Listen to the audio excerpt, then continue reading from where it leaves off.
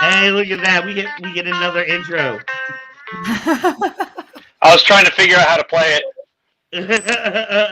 Dave is gonna come up with the Kyber Cave theme for us. How Oh, is I could do everybody that. doing tonight? Doing all right. Everybody, look who's back! Hey, I'm Ruben, usually a we lot missed prettier you. than this, but it's okay. I felt like being ghoulish for Friday the 13th. Well, Hey, you're You are absolutely beautiful. striking. Yes. and it definitely fits the theme for tonight. I want to welcome our newest host to the show, Miss Aubrey McCoy. Hi. She is a woman of many talents. She is a singer. She is a martial arts person who does lots of different types of martial arts, including Ooh. sword work, which is how I got to meet Miss Aubrey. So everybody give a welcome to Aubrey. Hello. Hey. I also want to welcome David. David is a resident sword master at the Kyber Cave. He's been out with us. He drove down with us to LA when we went to fight the light speed tournament, and he is ready to take on all comers at all times. Give it up for Mr. David. Woo. Woo! Yeah. We need one of those cheer tracks. All right, down here we've got Mr. Aaron, otherwise known as Force Effect, a premier font maker in the lightsaber industry. A lot of times you have heard his work, but don't even know that you have heard it. So now we get to hear from the man himself. Give it up for Mr. Aaron. What's up? And of course, everybody's favorite, who has been gone for the last few weeks, Miss Rubik's Q Arcana. Hey, did you get everything worked out at work? I know you had a manager pass. Well, yeah, so yeah, they had the GM had passed away from a heart attack the day after Easter. He'd been there for like 20 plus years, and it's a big deal because I guess like he was the sole income of his family with like 3 kids, and they rented, and his wife doesn't work, so they put like this full on GoFundMe like collection thing together between that and the restaurant and raised like $30,000. Oh, wow. So that was cool. And then we kind of had let somebody go who was one of the gals that works on Friday nights typically, and then they decided to give her a second chance. So now I have Fridays off again, which is, yay, I get to be here. Yay. It was good money, I'm not gonna lie. Right. I'm sure on Friday night at the bar.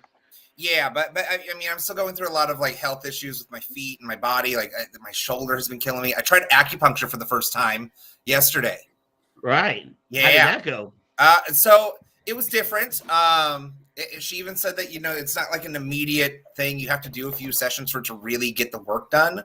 But it was interesting. I only really felt like 3 of the 20 things that she stuck in me. Right. And it was like particularly the first one. It hit something that like triggered something else in my back, and she pointed that out. And then like when she got to that point and did another one, like it did it again. I was like, okay, so clearly that was an issue. Right. But it was good. It was good. I'm gonna go back for a few more sessions, and then I have a massage. Thank God on Tuesday. I need it. Right. But yeah. Body pain is a thing. So I love that Belle has definitely picked up on your outfit there. Aubrey, as soon as she saw you, she knew exactly what you were going for. So I love that everybody is getting it. And if you see the outfit, it might give you a clue as to some of our themes tonight. Really quickly, I do want to say thank you for everybody tuning in. Rising Sun Slayer viewing us from Barstow instead of the VV tonight. Mezzo, our fabulous director, on the other line. She's watching the show instead of on with us. Denise and Jim. Thank you, Jim. I appreciate you. So, oh, hey, and there's Phoenix. Hey, Phoenix, what's going on? Hey. I didn't even see you sneak in the back door. Oh yeah, I had to sneak. I'm very sneaky. That's perfect for our theme tonight. The first thing that we are going to be talking about tonight, everybody, today, for those that may or may not have realized it, today is Friday the 13th.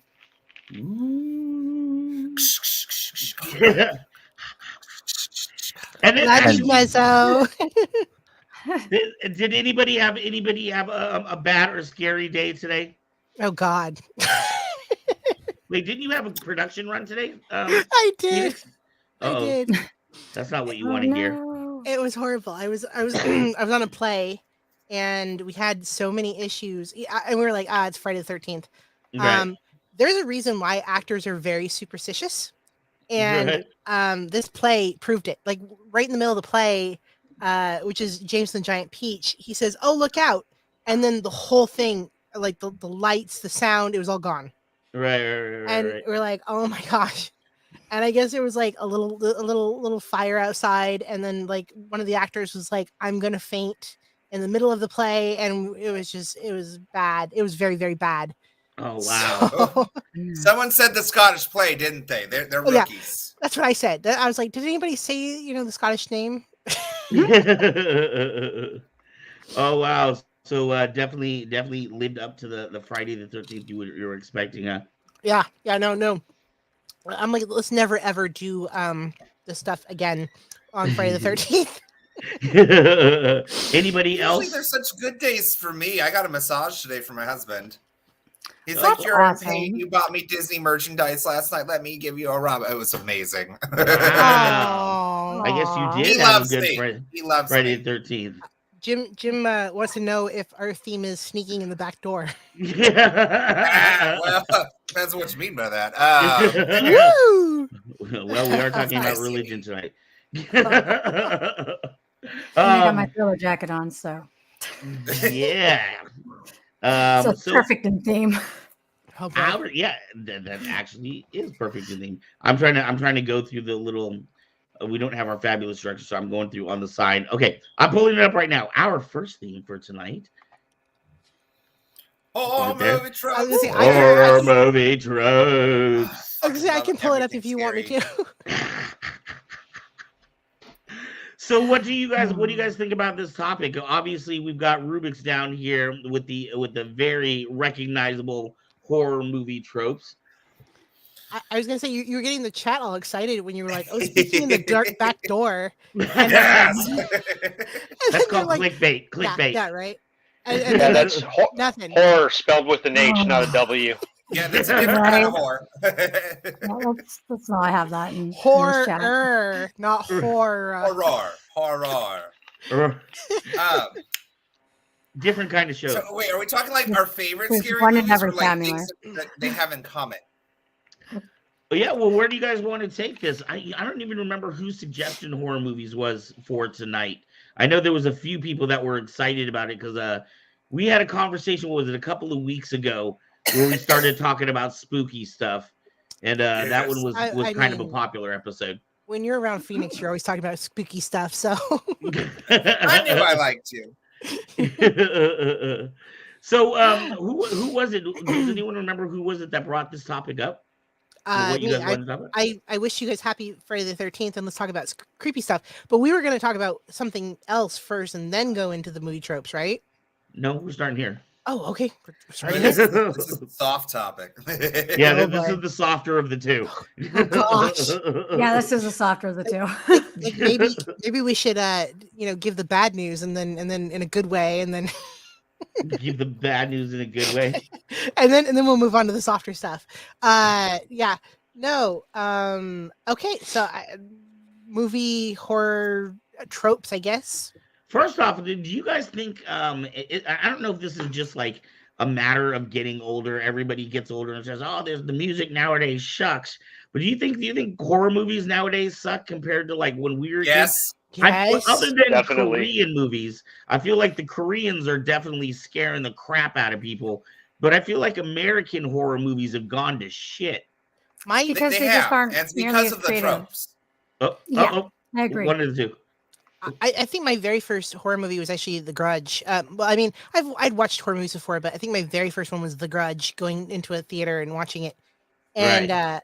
yeah, that was nothing compared to the actual Asian version. We keep adapting stuff, and it's like, go away, America! Like nobody wants you. Go away. Well, they Right. need to come up with better original shit. We have plenty of things to be scared of in this fucking country to begin Yeah. with. I mean, Yeah. Get Out was a great movie, and Get Out it's was a more great of like a movie. horror comedy. Right. But like, okay, so yeah, cinema with like horror in particular, it was like the horror genre really, really got solid and solidified like in the 70s. Like the Texas The Chainsaw Exorcist. Massacre, the original, still to this date one of the scariest fucking like films I've ever seen. But if you Right. watch the one that they just released, which is like the direct sequel to it, but like 25 years later, 35 years later, it's shit. It is so ridiculous. Like the gore's still there, but like it was one of the most just stupidly cringy fucking movies. And I think my favorite part was like when they were on the bus and there was all these people like pointing their phones at Leatherface. They're like, "Oh, don't even try it, you'll get canceled." And then he starts murdering them all. And then somebody in the comments like, "That looks so fake." And I kept Right. going, "That's so meta," because yes, it does. But God, Right, the right. original Halloween 2 fucking scarred me for life. This part where he I'm- like boils the nurse's head in a bathtub or a hot tub, and like Right. just keeps lifting her up with more blisters. I was just like, why am I watching this at 7? Ugh. I'm telling you, for me, it was The Exorcist, the original Exorcist back in the day. That's still one of the creepiest movies. Classic. And you know what? I personally think it is. I don't know. Maybe you guys can let me know your thoughts, but I think it's because back in the 70s, especially, the horror movies were some of the cheaper movies there were to make. And you had a lot more of the practical effects as opposed to the CGI effects that just made it look so much more gross and realistic. Well, not only that, but like look at The Thing. The original Thing from John Carpenter was like a masterpiece when it came by to the those way, practical effects. By the way, just so you know, The Thing was actually a remake.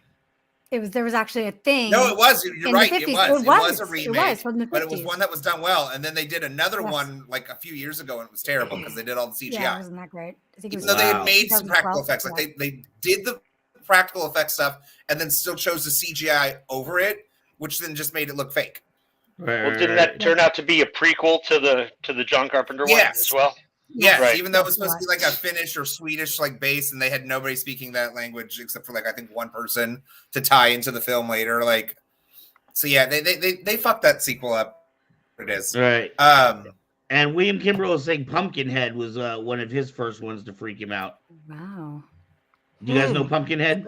No, actually, I'm not I don't. familiar with Pumpkinhead. I wish I could. actually saw it a see long this back time then. ago. It's really cool. You know what was my very first scary movie that I watched, period, was Johnny Depp movie. It was a Johnny Depp movie. Johnny Depp. It was Sleepy Hollow. Oh, yeah. Yeah. I watched that just the other day, as a matter of fact. That's Yeah. Tim It is a Burton, good one. right? Yeah. Yeah, it was Tim Burton. Yeah, I didn't like it until I didn't like it when I first saw it, and then I saw it again. I was like, "This is freaking genius! This is a genius movie." Everything cut out on me. I heard nothing. Mezzo, our director, My is internet saying, sucks. I love horror games. Ever thought about playing some on the channel? What would you guys, dude? What would you? That would be a pretty cool gaming channel. Like maybe some VR horror games. Mezzo, you and I, gosh, like that would be so much fun. Chicks who play games. I'm telling Yeah, you, dude, I've always wanted to do it. As with the chicks play horror games. Yeah, it would be great. I love playing horror games. Ooh. They're fun. You know how many followers we get?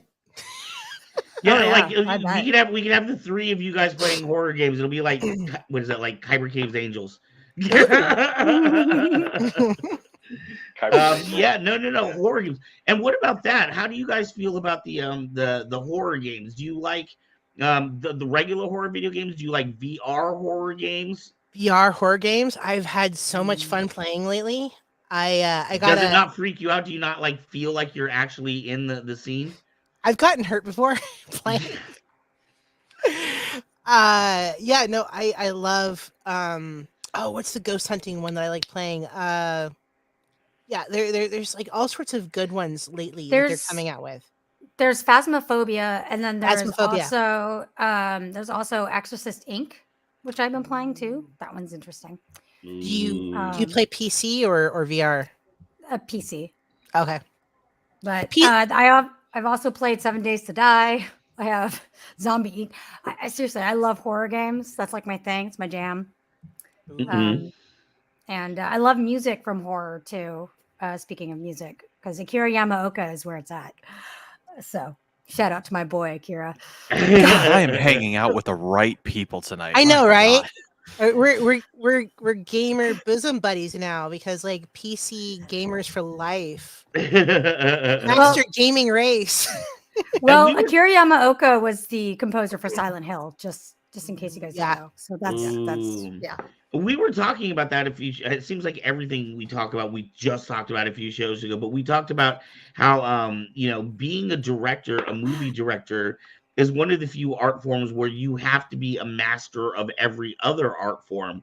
And we were talking specifically about music and how, how, especially a horror movie just would not be the same if it wasn't for the tension that the music brings and helps us along that storyline.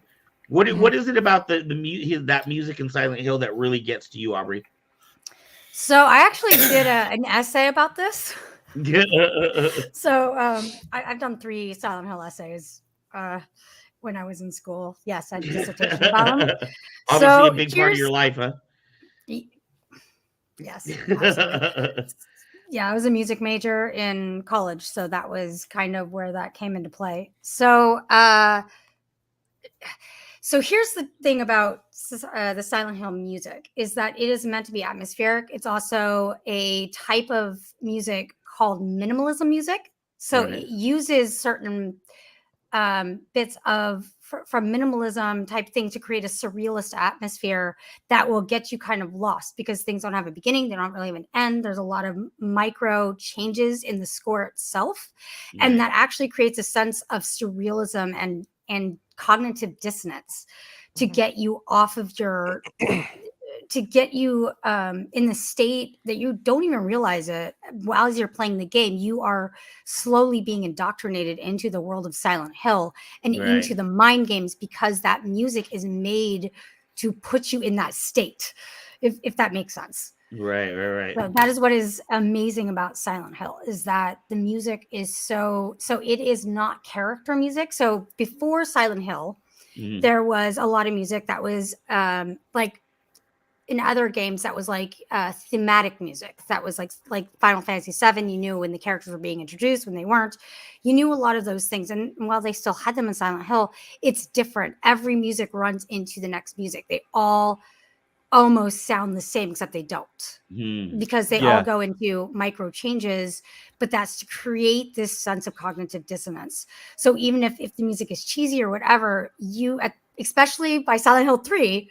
Speaking of Silent Hill 3 in the game, once you get to like one of the moments I remember clearly is getting to the haunted house in Silent Hill 3, which is cheesy. It is very cheesy, but you're in such a state of cognitive dissonance and tension that it is terrifying being in that scene, in that part of the game, because you are already so on edge because of the way the music is made to purposely be, which is to create that cognitive dissonance. Right. And psychological warfare, basically. Well, yeah. Also, you have the frequencies, and I love how some of the composers use this, where they use frequencies that our body do not like, which is I love the theremin for this because theremin can be very beautiful, but also they used to use it in the 1950s horror movies to like make you very uncomfortable. Yeah. So I mean, it's a lot of diminished chords. That's what they're using. They're using a lot of the dissonant chords. That's what you're in intervals, discrete intervals. This is my jam. Don't they add in something like a low hum at like 40 hertz or something like that? Something that's below the audible Yeah. spectrum for humans that you can kind of you can sense it, but you can't really hear it. Fun fact, they've actually done the same thing on some commercials. So if you ever feel like a commercial is getting your attention, it's illegal to do it. They still do it though. They got caught about 2003 with Kentucky Fried Chicken doing it, where they figured out that there is a certain frequency that only children can hear, like about under 18 to 20, you stop hearing it. And as you get older, you absolutely, you can feel it, but you can't hear it anymore. But the kids can hear it. And so they often put it in commercials with if they want to attract a younger generation. And Kentucky Fried Chicken got caught doing it where it goes off. I had a sound teacher because I went to film school. I had a sound teacher go, "This is what they were doing," and basically it was the kids turn and go chicken, and the adult wouldn't know. That's so funny because I heard about that in actually the exact opposite way, where there was that sound frequency. And I've seen it on these like brain game type shows, you know what I mean, where they show the difference between younger people and older people and losing different frequencies. But they were saying in England, what they would do is a lot of the convenience stores, they would play the music with that frequency that was just some annoying hum to like teenagers, but they would play that in the stores as a way to keep kids from like loitering at their stores. Yeah. Oh, well, they do it to make them uncomfortable. And, right. Yeah. So in the chat, Jim Muscatello said something that the issue with music is that you can basically time the scene scores based on the different music playing. That is not true in Silent Hill. And then every other horror game started following that trope, which is really interesting. So that is exactly based on the direct music playing. But that's why Silent Hill doesn't do that. That's so what does it do? Music. What does it do that makes it so terrifying and scary then? How exactly does that work? There's a lot that goes into that, but as I said, it really just creates that sense of cognitive dissonance that it lulls you into this false sense, which just piles in one into the other until you go into another room or you go into another place. And usually they'll use silence too, which is funny because it's Silent Hill, right? Right. But it also uses silence for that same reason. Right. There's a new, well, I don't know how new it is, but it's been getting a lot of attention. I've been watching a lot of YouTube clips on it, but there's a game called The Backrooms. Are you guys familiar with The Backrooms? Yeah. Yeah, but the thing about The Backrooms is supposedly it's like, I mean, just countless room after room after room of like emptied out rooms with the overhead lights humming at a specific frequency. And they were saying that just seeing these common rooms that we're used to seeing in everyday life, but seeing them emptied out with this certain yellowish tinge just starts to like slowly drive you crazy. Yeah. I mean, light, color, sound are all things that horror movies and horror games do. Whereas Phasmophobia is a good one for that, where your color changes if the ghost is hunting you. Right. And you also hear the footsteps and the beat and if you're playing it in VR, it like affects your body even. I've played it PC. That's interesting. I've played it in PC and it doesn't really affect me as much as playing VR, where I actually tried to jump through a window almost because I thought a ghost was hunting me and like the lights had kind of turned out on me and I was like, whoa, where am I going? So because you can't really see as much and you just kind of want to dart because you're standing up. Yeah. Phasmophobia really triggers my nyctophobia. It's really interesting because like I could deal with a lot, but the nyctophobia really messes with my head. Okay, what is phasmophobia and then nyctophobia? Nyctophobia means fear of the dark. Okay. And it triggers that in me for some reason. I have thalassophobia. I'm afraid of the ocean and deep waters. Really? Oh wow. My husband loves the fucking ocean too. I can't. The bottom of a pool. I love the ocean as well. But no, actually, it's funny because I feel more freaked out when I'm in the van part of the game than Oh, I do when I interesting. when I'm in the house. You 'Cause and I, yeah, you and I are gonna have to play this game together. yeah. You're totally down for this. I'm telling you, we need to have you guys talk to Mezzo because Mezzo and I have been talking about adding more channels and different things, and we've been talking about doing some kind of a gaming thing for a long time. But I think a spooky gaming channel would be fun. Yeah. Except for I would be the one screaming and crying like a little girl. You guys are making me want to get into gaming. No, it's Come fun. on, There's a come lot on. there's a lot into it with Oh, yeah. gaming. It's not just, silly platforming. It's its own kind of art. Right. Johnny over here says that being in the military, silence is a no-go for me. Anytime I'm in a game and there's silence, nope, get the fuck out. Hey, Well, it's a science can use as a weapon too. right. Forrest, I was gonna ask you as a person who professionally deals with sounds and trying to evoke emotions from people through the use of sounds, and then I guess too with your other profession, hanging out with dead people all day I was gonna long. say, how's the ghost behind you? Y'all need to cut that shit out. Rude. It's hiding behind his curtains. You gotta remember it's like 3 hours later for him than it is for us. So it's like what, midnight or almost 1 a.m. for you. Yeah, it's like 12:45. Oh, cool. That means the witching hour will be happening as we're wrapping up. Maybe we'll see something happen. Oh man. Oh, All right, okay, so anyways, Creep across the room and behind him. You missed. All right, So- Van, what's your question? So, as somebody who, professionally, you are a sound font maker, sounds and evoking emotions from sounds are that's what you do, right? What are your thoughts on all of this, as far as video games and movies and their use of sound or lack of sound, even at that? Do you use lack of sound in your fonts? I mean, and maybe I guess that sounds weird, but So I don't use music. I First of all, it's illegal. I mean, I don't use tracks because they're not mine. It's copyrighted material. right. So it's pretty much sounds, but I do layer and edit, and especially if I source if I source material, then I have to add to it, layer it, break it down, rebuild it from scratch, whatever, to make it, of a transformative nature.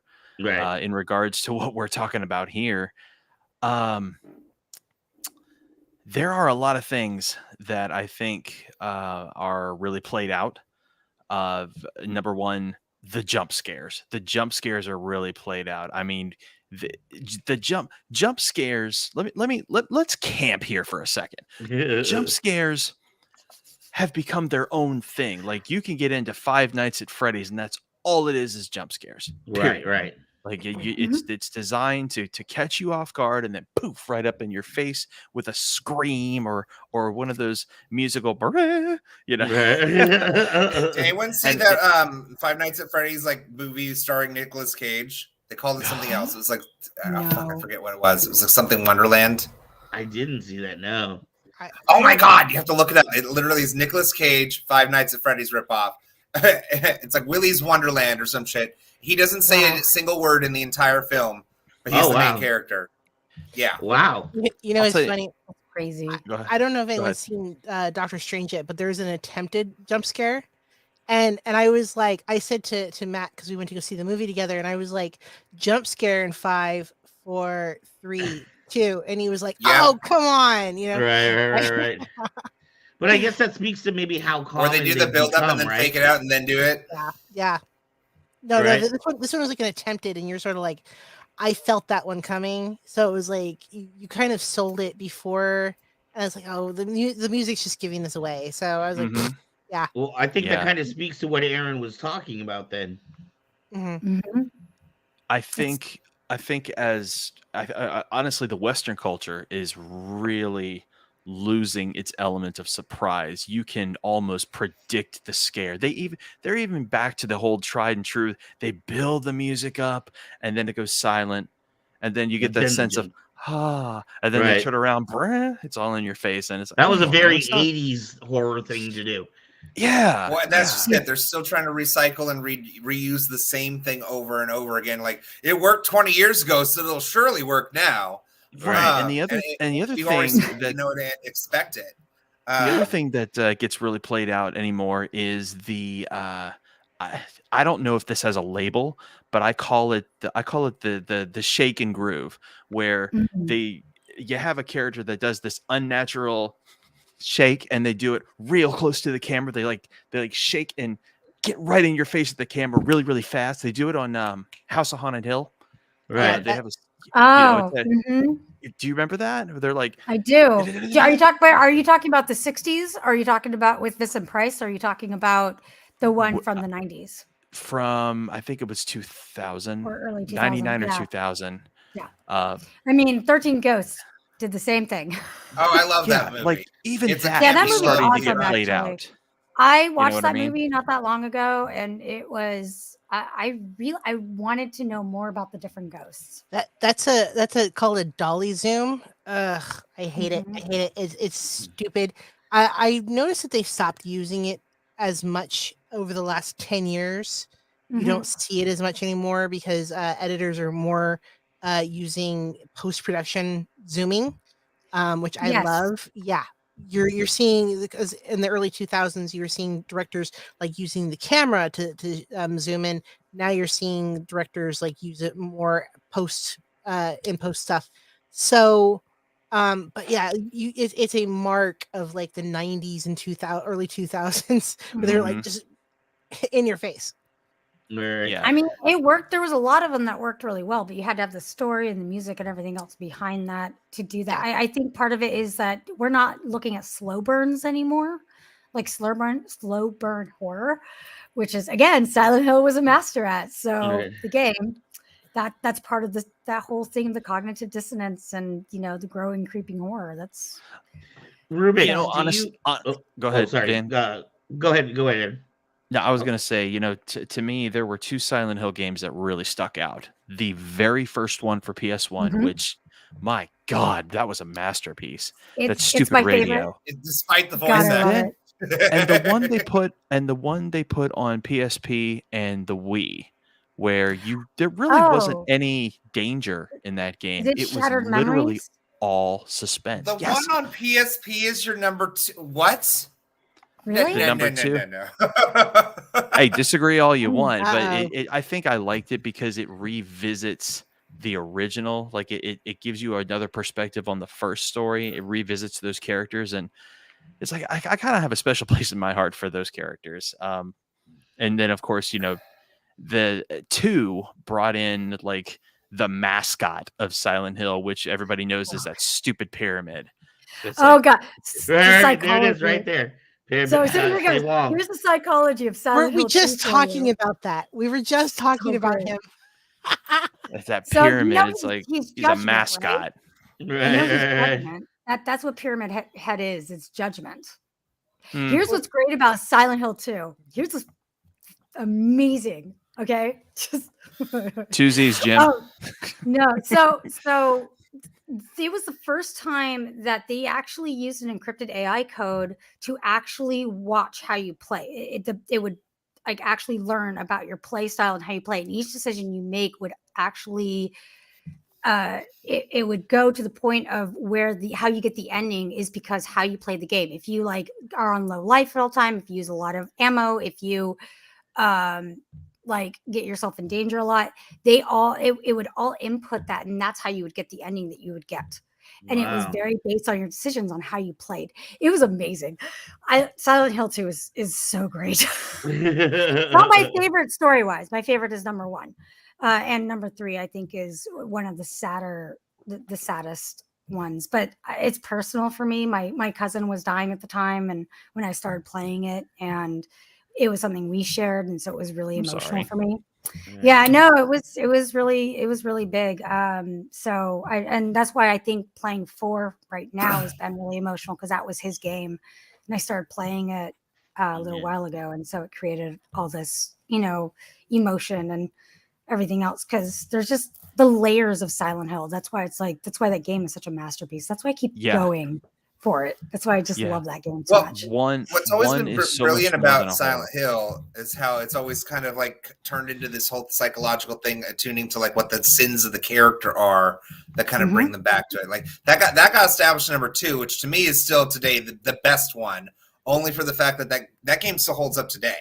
Like if you play that, the graphics are still good, like it's still engaging, the ambiance is there, the music's fucking masterful. Like that's the one great thing about the movie too, is that they took all of the music from the game and put it in there. And what makes one so amazing is the way that it used different camera angles and this forced perspective. It like used a lot of the things in cinema that we should see more of and did it differently and crazier because it was a game. It was able to do it in like a 3D space. So like the movie was even good because it copied a couple of those. But like so number the movie 3 was I actually because it was directed to the first game.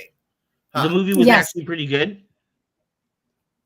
I didn't like the ending of the movie. The movie wasn't for me. I was like, it used too much of the tropes, and Belle McCoy has a really good point. Number 3 is pretty depressing. It's really sad.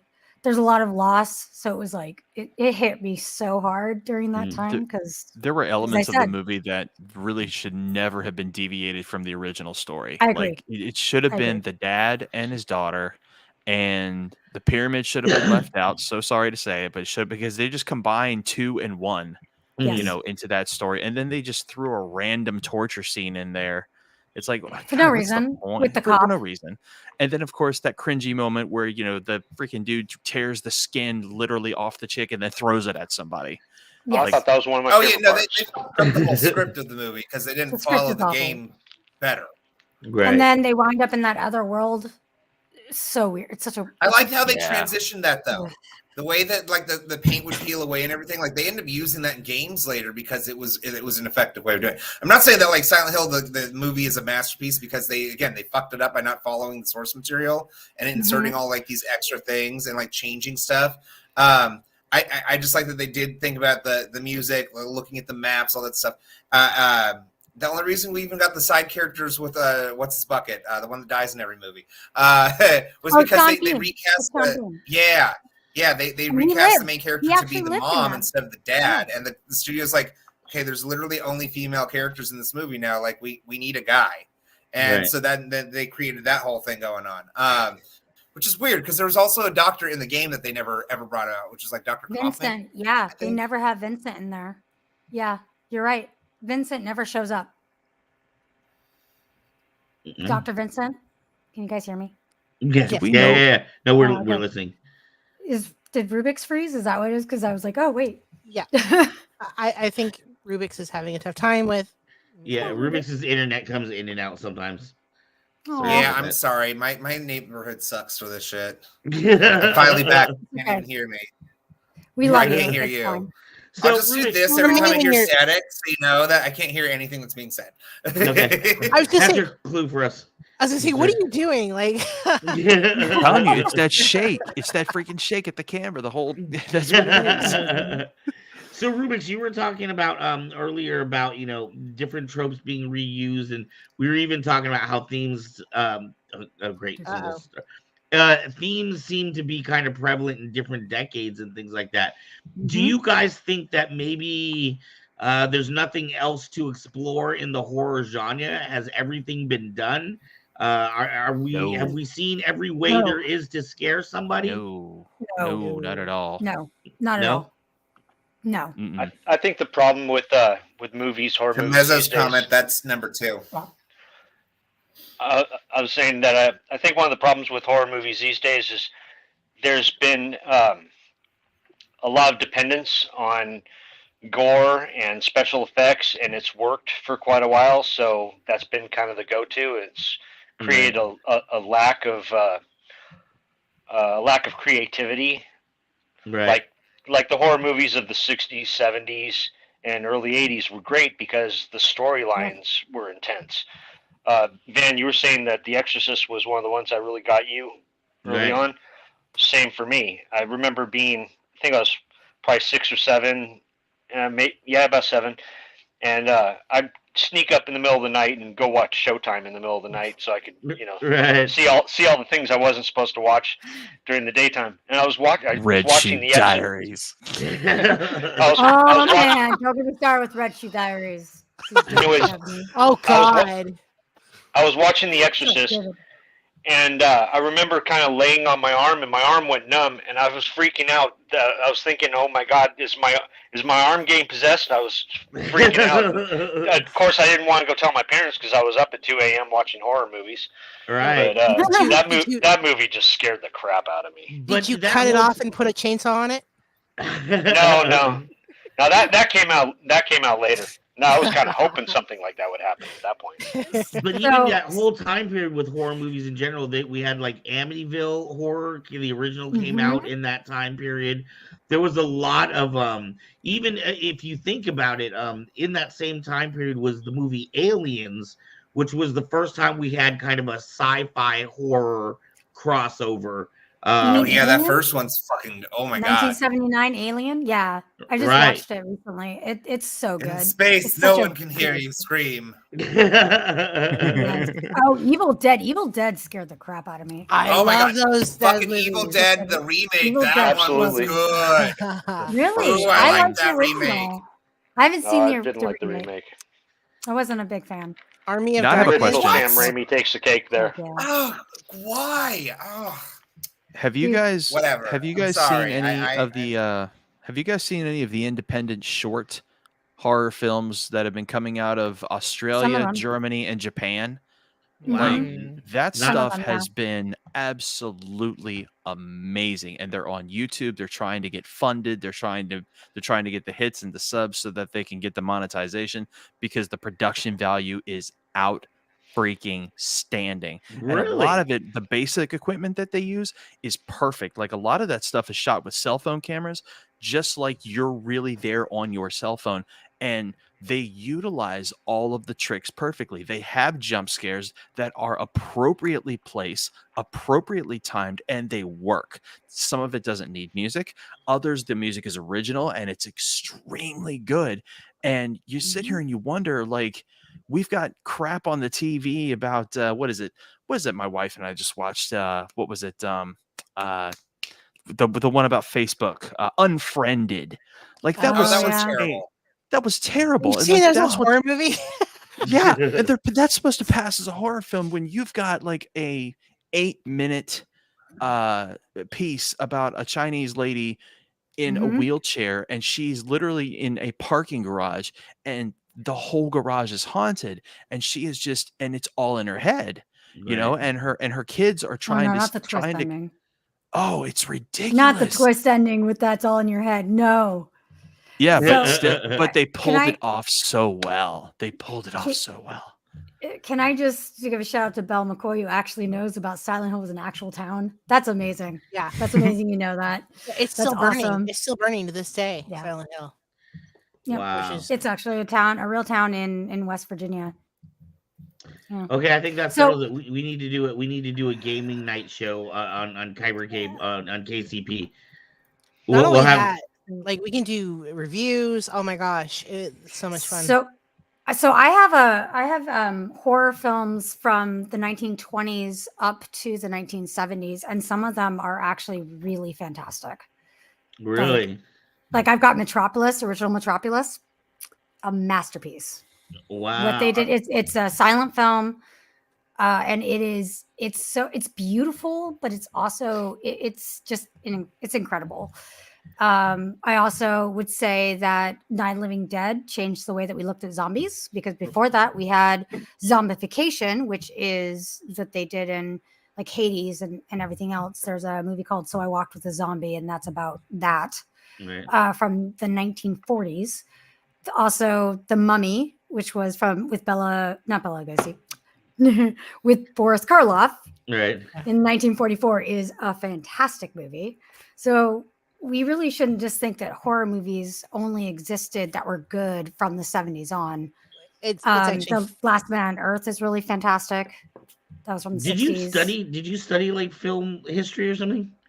No, I just really love old movies. No, Wow. she just Their stuff, and it's awesome. Yeah, I was like, this is cool. Yeah, the day the Earth stood still is fantastic. I really love stuff from Twilight Zone, even though a lot of people don't think it's horror. It really is. Oh, there's some Twilight Zone episodes that screwed me up. Matt Torres is mentioning Nosferatu. I don't know if any of you have seen Nosferatu. Yeah, the original Nosferatu black and white is really good. Yes, it's very interesting. Also, The Phantom of the Opera from 1925 with Lon Chaney Jr. Or Lon Chaney, rather, the Man of a Thousand Faces. I actually have a connection to a really old horror movie, which is The Invisible Man. My great grandfather was in that movie. That is so cool. 1950s, right? Sooner than that, I think. I'm gonna look up that year. Yeah, no, he's the bartender at the very beginning. They do a long tracking shot along the bar, and he's cleaning the glass. Great. And it's funny because I didn't get to know him. My mom did. He died in the 80s, and I was born in the 90s. But no, he was an actor, and he had his day when there was silence. And then he had to quit acting because he had a very thick accent, and nobody wanted him anymore once sound came out. Yeah, that's amazing. Yeah, so he was an actor. So I have Phantom of the Opera as well. I have all these. I know. I was just thinking, dude, we could do a retro movies night too, where we just talk about like the history of movies and stuff. That would be a lot of fun. All right, but back to our trope. Is there anywhere that movies can go now that like I was asking, have we seen it all when it comes to music and stuff? And everybody said resoundingly no. But then why is it that I feel like every movie I see is just the same crap over and over again? If there are more places to go, how come we're not going there? Because Hollywood does not like to take risks. Thank you. I said it. Yeah. Thank you. Let the truth be told here. Yeah. Because money talks and bullshit walks, and that sucks. There are, like I was saying about the independent folks on YouTube right now, they're trying to be seen, they're trying to have a chance, and that production value is through the roof. And it does not take hundreds of thousands of millions of dollars to have really good production value. It just takes somebody who knows their stuff, who's educated, who's practiced, who's trained, and has a good crew who's willing to learn as they go and just nail it. And that's what we need. Seriously. So, has anyone seen Dr. Sleep? No, but yes. I've heard about that one. Who said yes? Was that David? David, I said it. It is a fantastic movie, and it's actually absolutely quite creative. Is. Wasn't that a follow-up to something? It is to The Shining. Follow-up to The Shining, yeah. That's it. That's why I know. Okay, that's why I know that one. And someone was talking about doing tropes, talking about Stephen King tropes. Stephen King has a lot of tropes, but there are really useful and reusable tropes that do get used, but he does them in interesting and different ways, especially if you've read the books. The movies don't always follow them. Stephen King and Stanley Kubrick did not get along.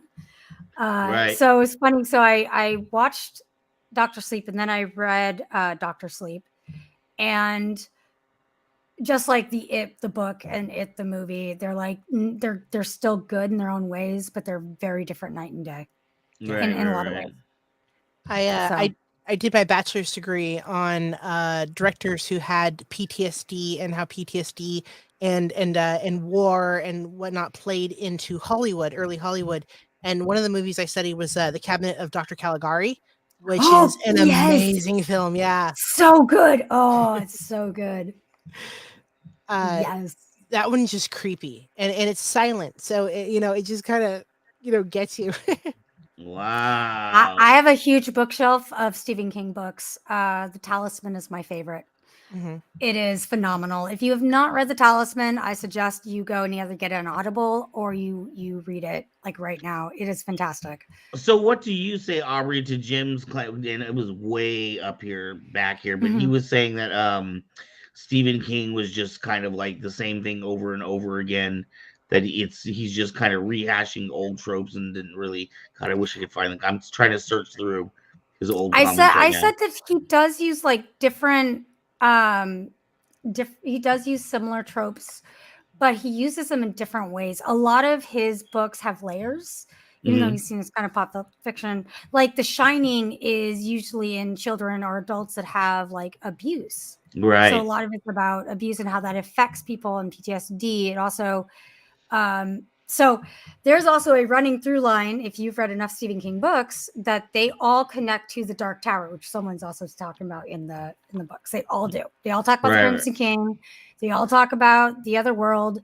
They talk about Everything Serves the Beam. You have it in It. You have it in Bag of Bones. You have it in Four After Midnight, which is a bunch of short stories.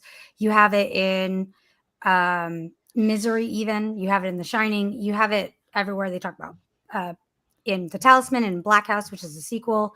Right. They're all very, very good. They all have different. They all have, I mean, okay, if you want to break it down to its most like basic, yes, he does reuse tropes over and over again. However, the way he uses them, that's what makes it original each time. And the characters shine because they all have their different quirks and different ways that they all deal psychologically with the abuse and the tropes that are thrown at them. So that's what I have to say to that. Stephen King's a great writer. I have a lot of his books. I know what you're talking about, though. I get it. All right. Oh, it was a hard book to read, by the way. It took me 2 weeks to read it. That was probably the longest book it took me to read, next to the Silmarillion. So long. Oh, you and I need to be best friends now. Like that's how it's going to be. I'm telling you, I'm learning a lot about Aubrey that I had no idea about. Like, I had no idea that you had all this like movie knowledge and like history on music and shit. Well, because I music's my thing. I did composing and Right. Well, I mean, I knew you were a singer. I knew you were a performer, but I didn't know like that you had like this vast knowledge of history of music and music in games and stuff. That's cool. Well, I mean, when you do composing, you often have a lot of history behind it, right? Mm-hmm. Yeah. Yes. So I'm actually working on a short horror script and using things. For really? It. Yeah. So I can't really talk about it, but. Okay. Well, okay. Let me ask you a question. Van just got the weirdos together. That's what we should rename the show, the weirdos. Weirdos. That we used to call Kyber Cave. We used to call Kyber Cave the island of misfit toys. But okay, so I know you can't tell us. There's things that you may not be able to tell us. But you say that you're working on a horror script right now, and in line with what we're talking about now, are the things that you are doing that kind of like pump up the horror? Like we were talking about how it just seems like everything has just been done and redone, and even the way they do the music and the camera shots. Are there things that you're doing that are different that you think are going to make people react a totally different way? I don't know, because the way people react is always going to be different. It'll hit people differently. Right. For different reasons. I don't know if it's going to be good or bad, but it's something that I'm trying, and it's with I'm collaborating with somebody, so it'll be an anthology. So we'll see how it goes. It's there's bits of it from that are like other ones, but it's trying to be its own thing, and that's kind of trying to make it. Is this your first composing, or have you composed before? Oh, I've been composing for a long time. But writing scripts is relatively new for me. Okay. So, but Galaxy I've been Misfits composing. I've been composing music since I was 13. Wow. So I just didn't know what I was doing. Is this your first horror movie, or? Mm-hmm. Oh, pretty much. Congrats. That's exciting. He's not hiding anything too bad. No, that's exciting. I'm really excited to see this project. When is this project slated to? Do we have a timeline or anything? No, I'm still working. I just finished the first draft, and I'm working on the second draft to get it. Right. Out there. Oh, that's so sweet. We I will have. share some. It's kind of funny. We have unknowingly, I've kind of assembled a squad of like creepy people, because Anthony Colson also does a horror podcast, and That's he's awesome. one of the hosts on this show as well. But I know him through spoken word poetry, so I know him as a poetry nerd. And I had no idea that he was into the whole horror genre and everything. So yeah, October is going to be a fun month for us around here. I'm a horror podcast too. Like I've only got right. We're getting all the freaks together in one spot. Oh yeah, Van, yeah. I am so happy you invited me to this. I did not know I was going to meet my best friends here. I know destinies will change. I feel a whole new show coming on. I couldn't do the fucking mask anymore. It was killing my head. If I cut out some more, I may have to just bid you all a good night because I don't know what the fuck's wrong with my internet. I've missed like 50 to 60% of everything that's been said tonight. We're just having fun talking about horror. Like we haven't even moved on to the other topic. It's like this is just so much fun. I know, because I want to talk about it too. I love horror movies, everything. So what is it about horror movies in particular that people like? I mean, why do people like to be scared? You know what's funny is I don't like feel alive. I don't like horror movies. I like horror games. I don't like horror movies. Mm-hmm. And I think that actually comes from the fact that I went to film school. So a lot of that stuff is like really predictable to me. Like I'm like, oh, I know how to do that. Like, that's computer graphics, that I can tell that's After Effects. I'm done with this. Right. For some reason, the video games gets me a little more. Like I get pulled in and I'm like, oh, like I think it's a bit competitive side. Like I don't care if I know how this works. Like I don't want to die. Right. So for the movies, I think we get pulled in. We invest with the characters, and we know this story. Humans are very predictable. We tend to enjoy things that even though we know how it's going to end, right? Right. And I've noticed that a lot with a lot of the movies that you see right now. Like how these are going to end, but you invest in them anyway, right? Because like you see a lot of the book remakes where you're like, I've read this book, like the Stephen King. Like it's not going to end differently, but we're still going to watch it because we want to see the adaptation.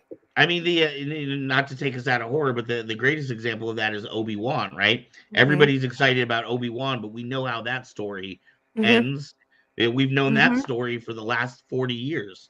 Mm-hmm. So yeah, Rubik's, what about you? What is things out? Sorry.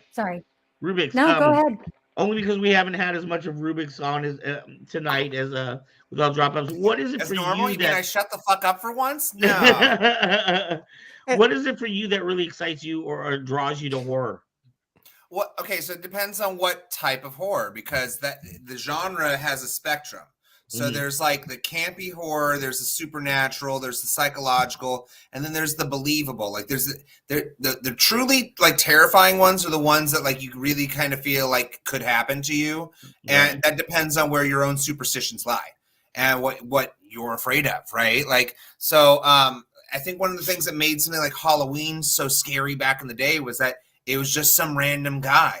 It was just some random psychopath who was walking through the neighborhood, and this was back in the day where kids would roam the streets just willy-nilly. Like, oh, the lights went off. Okay, that's time to go home. Like, and here's this guy just breaking into houses and killing everybody. Versus something like Alien, that again, supernatural sci-fi kind of thing. Like it doesn't exist in reality, but we believe it's real because of the way it's presented. And then even like a lot of the Asian horror, like you said, a lot of that's really deeply rooted into their spiritual culture. Mm-hmm. So like The Grudge, like there's a lot of thing about Japan and ghosts but yeah, like Japanese psychological horror is a lot different. Like Korean horror, I've noticed is really taking its strides. But yeah, it really comes down to like it triggers something in you mentally where your brain is like getting a chemical reaction from what you're feeling. So either it's like an adventuresome one, like I love Slither for being a campy movie because it's creepy, it's body grossness, like there's a lot of cool effects in it, but it's a kind of a B movie story, like a thing from space comes and takes over a small town. It's very much like The Blob or The Stuff like that. Whereas The Blob, where the Stephen King films are way different. Like It is completely different from Carrie. Carrie's a great fucked up psychological one in its own sense, right? Just because the 70s one or the 90s? Huh? The one from the 70s or the 90s? Oh no, I'm talking about the original one. I'm talking not no. Okay, the The 70s. remake was That terrible. one's so. That remake That was one. terrible. Yeah, the original was so good and so Yeah. terrifying. They're all gonna laugh at you. They're all gonna laugh at you. David, And I what? felt, and Sorry. honestly, I just felt bad for her, Carrie. I felt bad for Carrie Yeah, the and whole that's time. the She's great the thing victim. about that That's movie the is that sad makes thing you about feel it. so Yes. bad for her that when she Yes. finally snaps and like kills everyone, like yeah, she's a horrible, terrifying telekinetic monster, but she deserved it. Good for her. Like The book is even sadder. So yeah. So go ahead. Sorry, Van. I didn't mean to Right. cut I you believe off. it. No, I was going to ask David. We haven't heard a lot from David. What is it about horror movies that attracts you? I'm just sick and demented in my mind. I like seeing crazy things. That's really what it boils down to for me. The I scariest, watch the no crime scariest, dramas to fall asleep. the scariest movies for me are the ones that are supernatural, but Mhm. not like the simple ghost ones, but the really demonic ones freak me out the most. For example. Well, like us, we were talking about The Exorcist. I mean, that one Right. trumps them all. I just watched The Right the other day with Anthony Hopkins. Mhm. I thought that was a great one too. Anything that involves demonic possession kind of freaks me out, and some of that's Silence based of the Lambs. Sorry, I heard Anthony Hopkins. Anthony Hopkins is an incredible actor. Actually, that's the- a funny line too. Go ahead. Sorry. No problem. But the reason the supernatural ones scare me the most is because I have beliefs that coincide with the possibility of things like that happening, Right. which, I guess religion kind of plays a part into that. So yeah, I get freaked out about things like that. Right.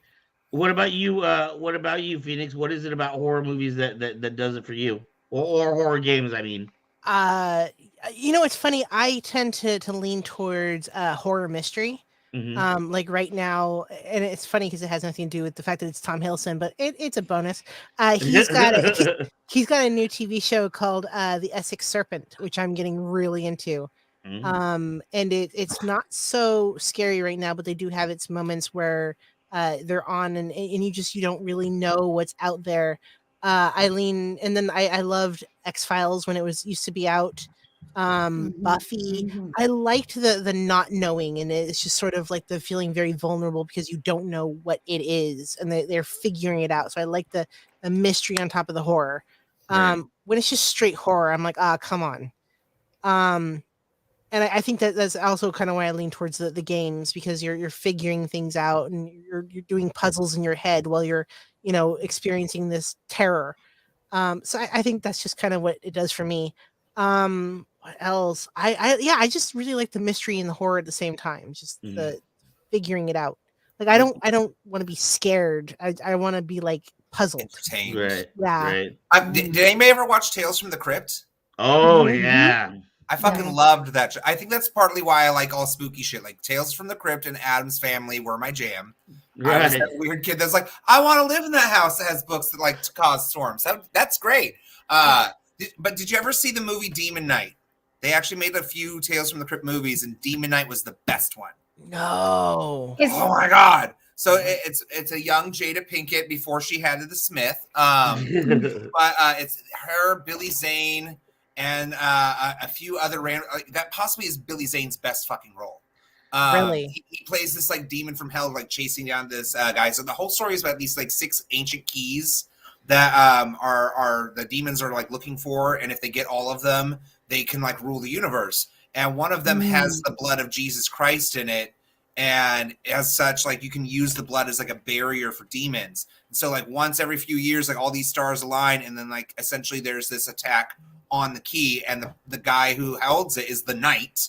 It's spelled with a K, and then he has to survive that evening, but usually he'll die and find a successor and then pass it off, and they have to keep this key from the demons. It's crazy. Wow. It's cool. Okay, I haven't seen this. It's a good watch. Witcher steals that stuff all the time, and I think it comes from the fact that that's from a very old trope of horror stories, mostly Polish, because like we watch Brothers Grimm, but the Polish have their own horror stories too, And Whatever. yeah, Witcher tends to do that a lot, where he had to keep what is it? What's the monster? And I'm gonna blank on the monster now. He had to keep her from escaping her tomb for the whole night, and yeah, and it was just it's creepy. I think I the whole thing is creepy because it's like they're monsters. Witcher does it a lot. I love that part. Cultures that have some scary fucking shit, Native Americans and Wendigos and Oh, yeah. Skinwalkers. I do not know why there's not an Skinwalkers American are Horror interesting. Story season called Frontier that has all that shit, because I would watch that and oh god, it's scary. Ooh, That's cryptids. You got $1 million idea right There's there. a whole subject on cryptids we could talk about. Oh Yes. yeah, we keep talking about doing that. Yeah. But just want to make a quick shout out to my boy Fuzz. I think he's in there. I feel bad because I ignored him, but yes, thank you for being here, and you do owe me a rematch. I like how but- I took out of this and the static stopped. Go figure. Silent Hill. Continue. It was meta. So- I was meta. Sorry. So no. So I think the best horror stories are things that reveal things about ourselves that we actually don't want to investigate. Right. They're things that reveal those uncomfortable truths, Right. or things that people want to sweep under the rug. And I think that's why they resonate so deeply with us. Have you seen Silent House? No, honey, you and I are gonna have to go and sit and like watch stuff. I'm Everything telling you you, just we described right need there, to- that movie encapsulates, and it's We're just awesome. gonna have a horror cuddle puddle. Yes. It's really awesome.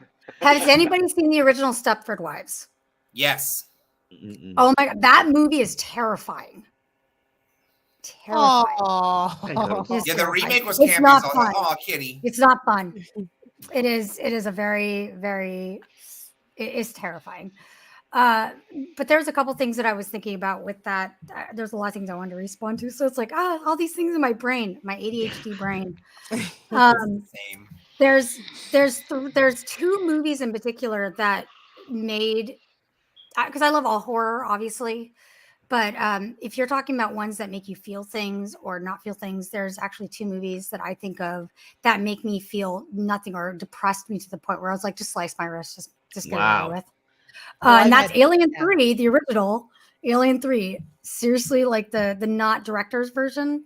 Seriously, I was like, I'm gone. I feel nothing. Just might as well slice. It's so depressing. Wow. And then the other one is actually Poltergeist 3, which Oh, is wow. equally as depressing and awful. And that one is just it is. It's Okay, there's a few movies that have like fucked me up mentally a few days Yes. or weeks after I've watched them.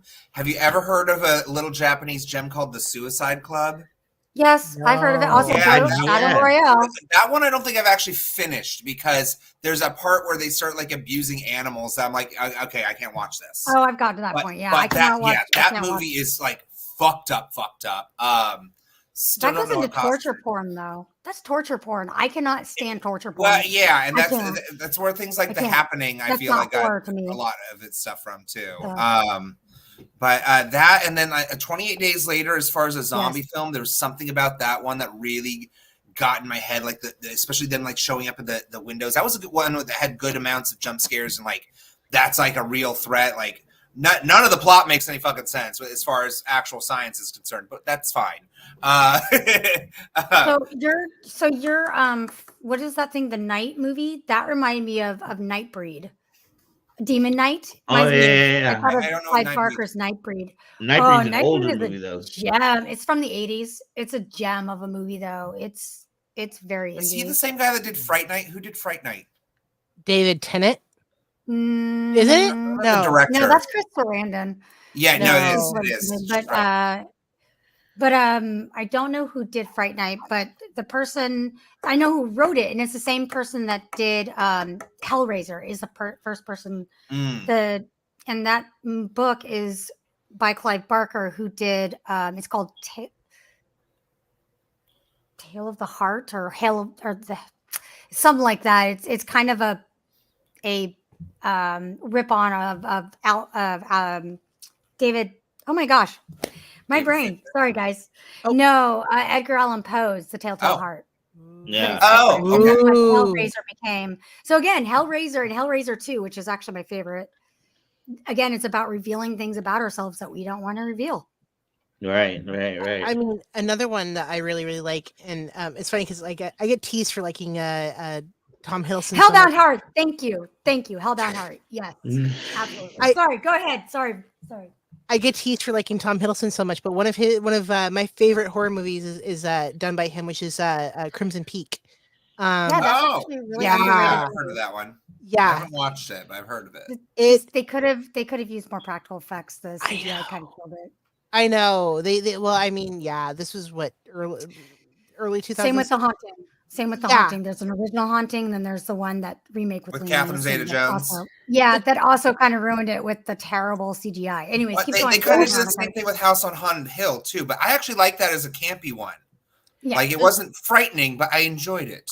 Yes. It's when the ghosts are very stylized. Like 13 Ghosts were very stylized. Yes. Crimson Peak is very stylized. But it worked. It worked Yeah. for 13 Ghosts where it didn't work for me in Crimson Peak. But the story is fantastic. Yeah.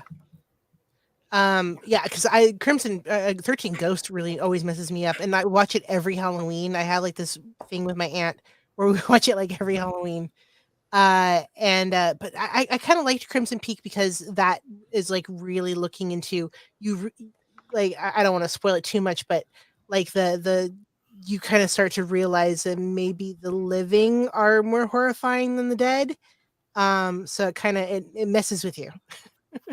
Say Wong says Ringu and Juan caused me to look over my shoulder a few times. Juon. Ooh, yeah. Dude, I'm feeling like we should totally do like a horror movie night, like watch together. You know, like when people watch and react, watch throughs and stuff like that. We should do watch parties. That's it. We should do horror movie watch party. So now look at this, dude. Through the show, we've got more shows breaking off. We got gaming shows breaking off, horror movie watch show reviews breaking off. You're giving me ideas for Mysterium Tremendum. Politics would be great. Politics is great too. You're giving me ideas for Mysterium Tremendum. Like I want to get scared now. Yeah, no, I mean that stuff is just especially I think when it's the humans, right? The living are more horrifying than the dead. I love movies like that. Yeah. Right. I really Anthony and I were talking about Korean movies and stuff a month ago or so. And I was saying how, like nobody does zombie movies nowadays like the Koreans do. But what really got to me, God, what was Train to Busan? When I was watching Train to Busan. That's such a good one. What really got to me, when you watch an American movie, it's about these scary monsters that are getting to you. But when you watch these Korean movies, it's more the personal stories that just happen to be happening in the context of the zombie apocalypse. But there's still very human stories that you can relate to.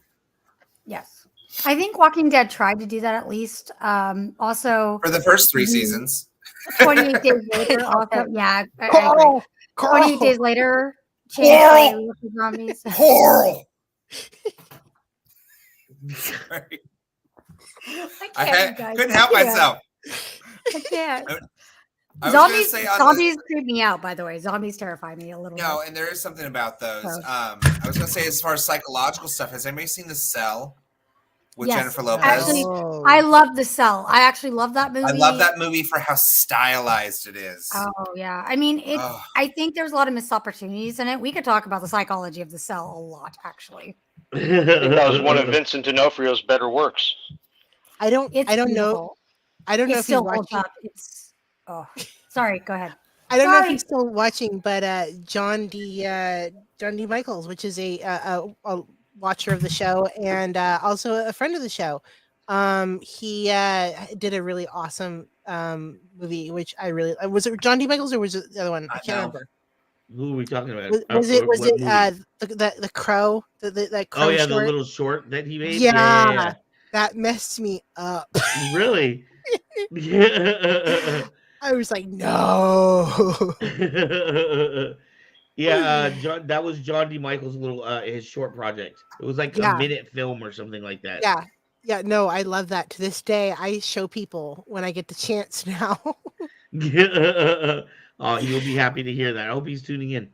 Actually, he's usually in if he's in, but well, all right, man. Shoot. I feel like we have learned a lot tonight. First off, I feel like we need to start some new channels on Kyber Game. I feel like we have two brand new hosts that are ready and budding to go for their own channel. I feel like we need to almost come back to this a different night and talk more on it, because I don't know, when we started talking about horror movie tropes, I was like, God, it just seems like such a vague subject that I really wasn't sure where we were gonna go. Oh, it's such a broad topic. That's what makes It's a it broad great. topic. Kyber horror. horror. Yeah. Ooh. Ooh. Kyber horror is just the fact that you tune in and see me. Oh. All right. Now, speaking of Kyber horror, let's switch to our next topic. Seeing how we're already over. Okay, this But is what I I'm don't- waiting for. We're like, "Whew." Yeah, it definitely changes things. What- That was a watch lot the- of fun, though. That was a Watch lot the of fun. viewership like That was sign so off much now. fun. We shall see. I hope not. I hope you guys have a lot of discussion in the chats because this will be great.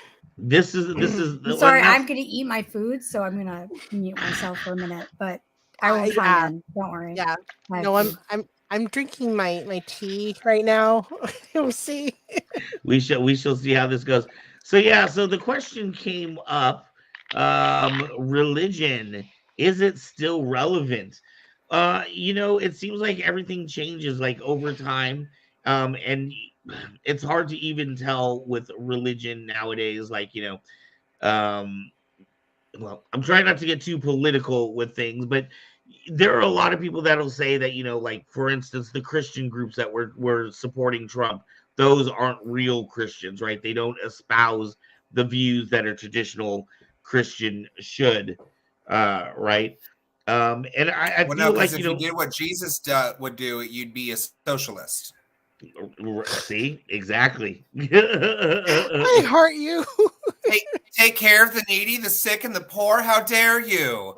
What would No. Jesus do? Oh, yeah, exactly those things. Oh, okay. Go figure that they voted for the guy that like had 3 affairs with porn stars and had to pay them off while his wife was pregnant with his 3rd child, and she's the 3rd different mom or some shit. Yeah, go figure. They're a bunch of fucking hypocrites. Right. Well, no, I was going to get into the historical context of all this, but this is way more entertaining.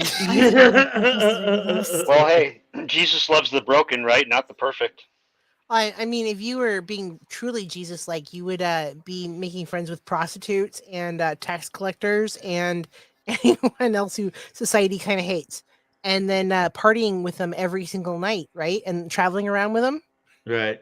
That's Jesus-like. That's Jesus-like. Well, all right. This has definitely gotten off to a fun start. What are you guys' thoughts? Like, have we gotten past the point? First off, what is the purpose of religion? Do you guys, and I don't want to get into what people's personal beliefs are. I guess it's kind of hard not to on this one. Oh, it's very hard. It's very hard to yeah. I mean, I don't want to make this, a tax on people's religion, whether you're Christian and it or doesn't need to Muslim be. or things there's like a purpose and a point to religion, and I think that everyone, it really comes down to a matter of faith. Like religion is just that. It's a faith in something that you don't fully understand, but you feel, because we have to cope some way with how we perceive life and death. We know that life exists, and we know that death exists, and it's one of those things that once you cross that veil, like what happens to you? What happens to you? And people have had some very profoundly, impactful moments. A lot of it from psychotropics, not gonna lie. I think if anybody was doing shrooms back in the day, it was Jesus. There was a reason why we saw that burning bush. And those are spiritual awakenings that, no, I said Moses. Yeah. He's in the Bible too, believe it or not. Speaking of which, the Prince of Egypt is one of the best movies ever made. Everyone should go watch Hell, it. hell yeah, Rubik. Even if you're Hell not yeah. a religious person, yeah. go watch it. Hell It's a yeah. beautiful movie. Oh, I love it so much. Anywho, as Deliver far as Us, religion yeah. is concerned, like Oh, yeah, I've so always looked good. at it as that there's a fine red line that kind of connects them all because they're all kind of saying the same thing, but Right. from different games of telephone from different regions of the world, and it's how we interpret and perceive it. So the fact that we fight about them is just ridiculous to me. Like fighting about like your different belief of the thing that exists in the sky or in your mind or wherever the fuck it is. Like, cool. I'm glad that you have that. I think that's important. You have that. I'm glad you get some strength from it, but don't dictate how other people should live based off of what your perception is of that. Or the fact that every time a figure comes to this planet and says, just love each other, like be friends, take care of each other, like let's kill them. Yeah. God, Bernie Sanders. It's a witch burning with fire. Witch. I've often thought that, a lot of times, specifically in Christianity, they talk about the second coming of Christ. But if he actually did come now, like, wouldn't we just lock him up somewhere? Yeah, I mean, if Jesus I'm pretty actually sure it was Jimmy Carter. I'm not going to lie. The man does do a lot of things that are pretty amazing. He does. He still works for Habitats for Humanity. Like that's a solid class act, and his initials are still JC. Go figure.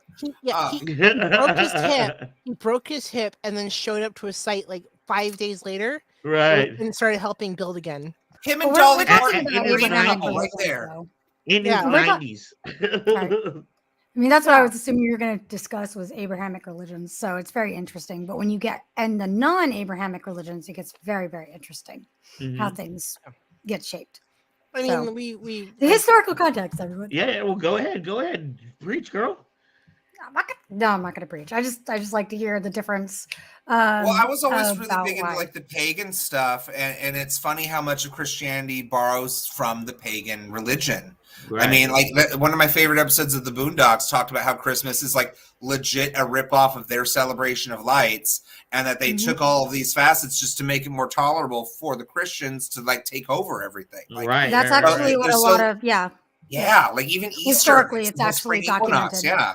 So a lot of our holidays that we have religious ties to Christianity really are pagan, and they just go, well, whatever. It's a rabbit who lays eggs. Go figure.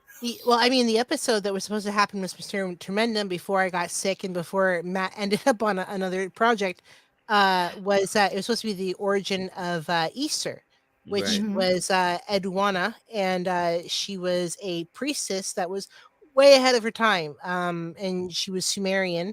And she just wrote about all these, just for her people. That was all she was trying to do. She was trying to make it so that there was a record for her people because they would ask her questions and she'd be like, okay, this is good. I have to write this down. And like, it wasn't common for a woman to write things down back then. Gosh, I did a lot of. It is, but a lot of them been erased in history because of the way people, she's probably one of the earliest that we have records of because a lot of them were destroyed. We have a pharaohess, I guess, a pharaoh who was a woman who basically was, after she died, all of her statues were destroyed. They tried to literally erase her from history. And this has happened a lot. Oh, yeah. So it's really interesting. So yeah, sorry, continue, Veronica. Just backing you up, girlfriend. Yeah, thank you. No, she just kept writing things down for her people, and she was like, being like, okay, these Inanna, this is Inanna, I love her so much, and like this is what happened, and this is the stories, and these are the songs, and this is how it goes, and all that stuff, and eventually she got unseated. Her father was the king. She was basically a princess, but it was really common for her to become a priestess and give her life to the goddess and whatnot because she was Sumerian. So she's just writing this stuff down. She gets unseated, and she's actually, we think she may be the very first author ever. Didn't she also write Gilgamesh? Or isn't it rumored that her writings inspired Gilgamesh, they think. Oh, so, wow, that's new to me. I didn't know. Yeah, no, she's like the first account we have of who Inanna is, and she gets unseated, and like she's complaining at one point on a tablet about being cast out into the desert and having to run and be a political refugee because her nephew puts her back as a priestess later. So we know her whole life story because she just keeps writing. She's like, I'm not going to stop. You can't make me. So yeah, that goes on and inspire her writings and her songs and all sorts of stuff, inspire all sorts of other stories later that actually, because she's before the Egyptians even get going.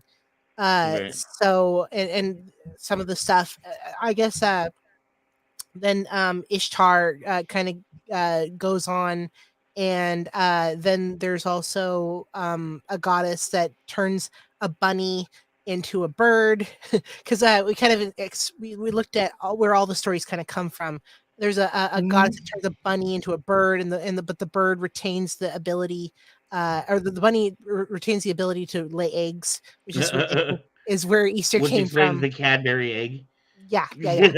So there's just a whole lot of it's kind of interesting stuff. And then the Germans, I think that where the Easter that we know of today came from the fact that the Germans took all of this stuff because there was still a heavily pagan presence.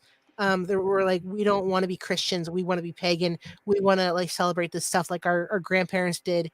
And then and it went into marketing where they were like making these chocolates and being like, you know, this is the bunny with the egg and all that stuff. So it's an interesting thing where it started from in Sumerian religion and came down into German marketing, just trying to sell German chocolate.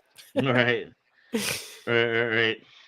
Well, you know, a lot of I guess one of the problems that I've had, or one of the issues that I've had with the Bible, is that a lot of the stories in there can be traced back to stories from even further back. Um, you know, almost every civilization has examples of the Great Flood somewhere within their timeline Yes. and their stories. Yep.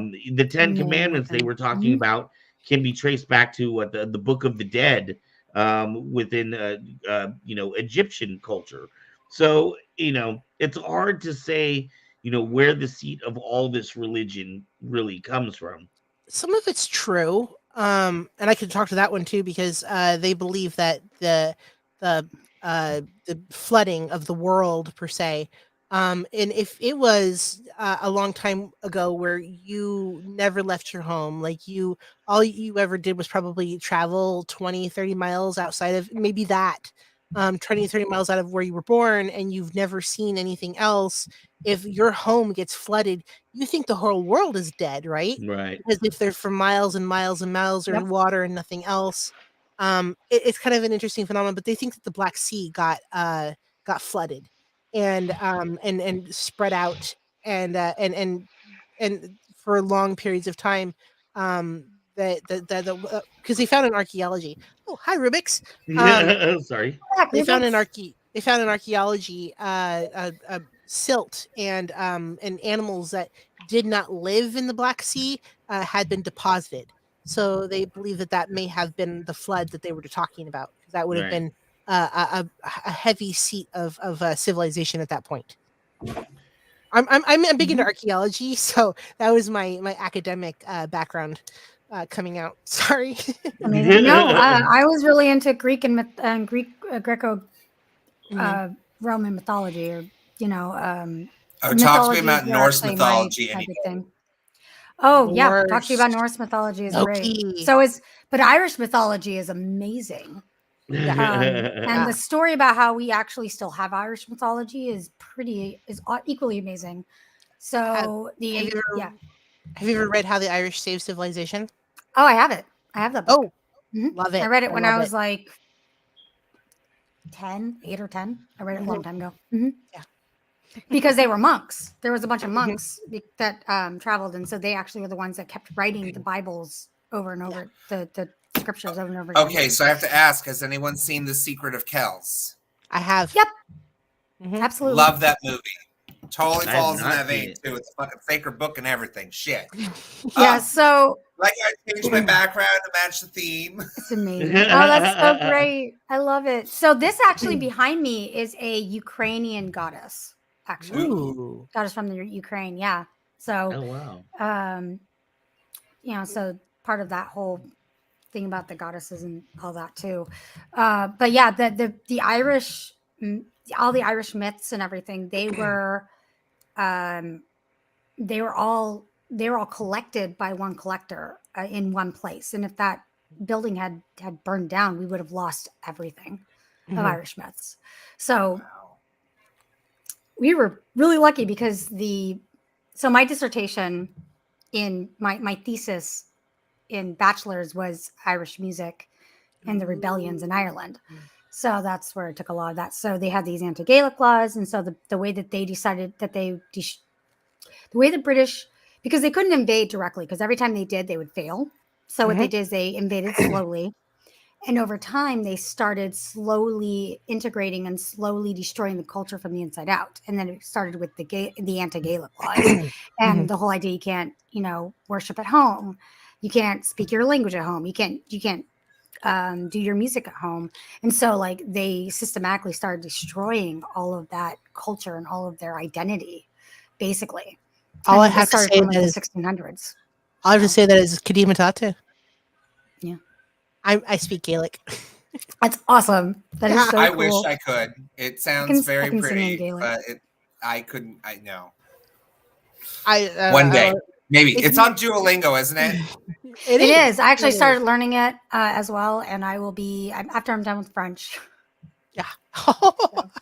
I know French and Japanese, or at least I'm learning French. I took Japanese for 2+ years. Skoshi dekimasu. So. Well, I mean, Thank you, Des. Thank you. the Gaelic, Mhm. they took parts of Gaelic and shoved it into Lord of the Rings. So I mean, he Yes. based parts of the language off of it, which is quite interesting to me, and I love it. And it's funny because they do more of it in the movie than they actually did with the actual Elvish, which is I was like, cool. We can get into Tolkien. I have all his books too. On fairy tales. That essay is Well, amazing. he was a Read on linguist, fairy too. tales. Yes, which is what I wanted to minor in, but didn't get a chance. No, Irish fairy tales I absolutely love. Irish fairy tales. Yeah, How have we not been friends sooner? I How is this know, not I happening, know. Phoenix? We all love horror movies. We all love Irish fairy tales. They're not always that friendly, though. And it's funny how we're watching too. Kind of going back to is religion relevant? We're watching very old religions come back more than Yes. very young religions, and Christianity is relatively young compared to every other religion there is out there. Whereas we're seeing a kind of a resurgence of even my generation or our generation. I think you guys are millennials too. Of saying I refuse to subscribe to these religions anymore, and I'm going to go and explore what my grandparents knew, which is kind of interesting to me, and I really, it's kind of cool to watch, where people are like, oh, the gods, the goddesses, the mythos, and I think we lose a lot by ignoring those stories because our ancestors were passing down knowledge through those stories, and by getting rid of them, we get rid of ancient knowledge. Joseph Campbell is the hero of 1,000 faces. I know you. I know what you're referencing, girl. I got what you're putting down. I'm picking it up. Yeah.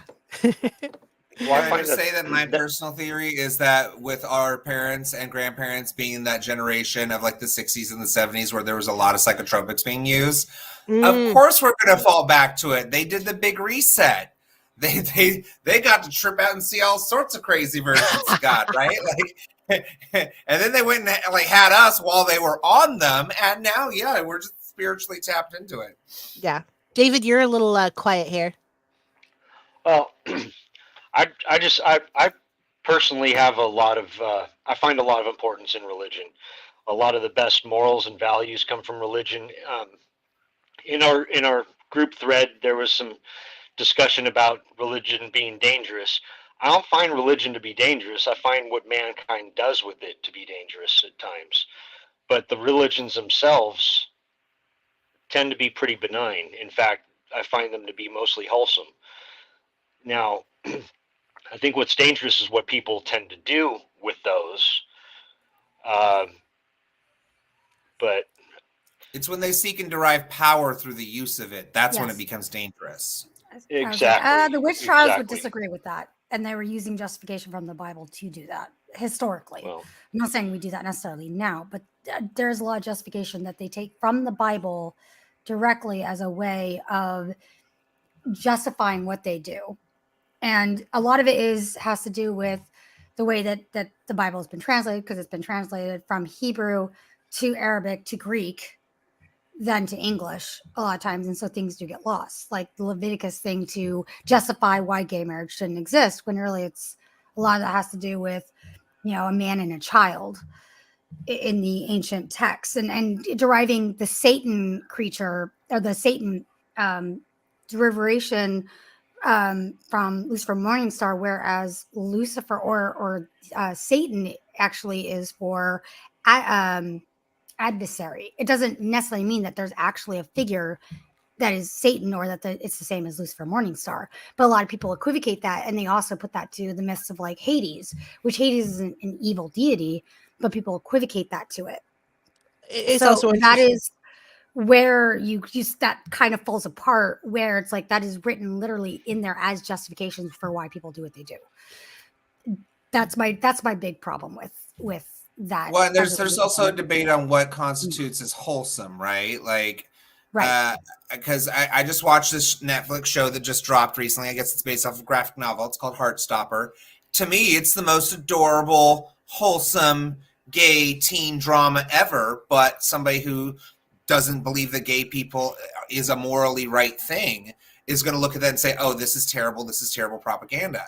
So it kind of is one of those eye of the beholder moments where, like, there is beauty, there is this wonderful thing about it, but depending on who interprets it and how they are going to use that to, again, like she just said, justify bad behavior, treatment towards other people. Like I always live by the golden rule of, I want to treat people how I want to be treated, because that makes me feel like I'm doing what's right. Like I'm going to be nice to people, but also at the same time not be a doormat. Like if someone's going to be an asshole to me, even after I've been nice to them, well, then I'm going to stand up for myself and maybe come off like a dick. But it doesn't make me necessarily a hypocrite. I'm still going to treat people correctly, or I'm going to try to understand where they're coming from without judging them. Like people are into all sorts of different stuff, and theology and religion is one of them. Like I think the Mormons are fucking batshit crazy with the whole golden plates in the hat.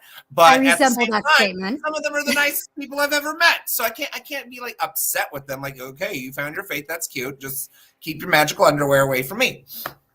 I was raised LDS, so I understand what you're talking about, dear. Ooh. So I resemble that remark.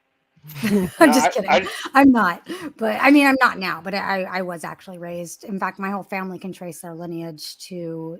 What musical instrument did you play? Piano. Of course you did. I knew it. We also did the 8-carton Easter baskets. Just saying. Okay. Never mind. That's a Mormon joke. Yeah, it's funny is I have a lot of Mormon friends.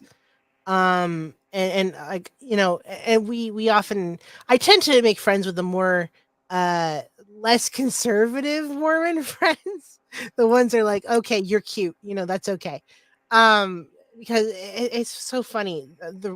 I was raised Catholic and Jewish with a little bit of like the old ways pagan, because my grandfather was very old world. It's kind of funny because like we often have a good time comparing our childhoods and talking about how whose childhood was worse. Yeah.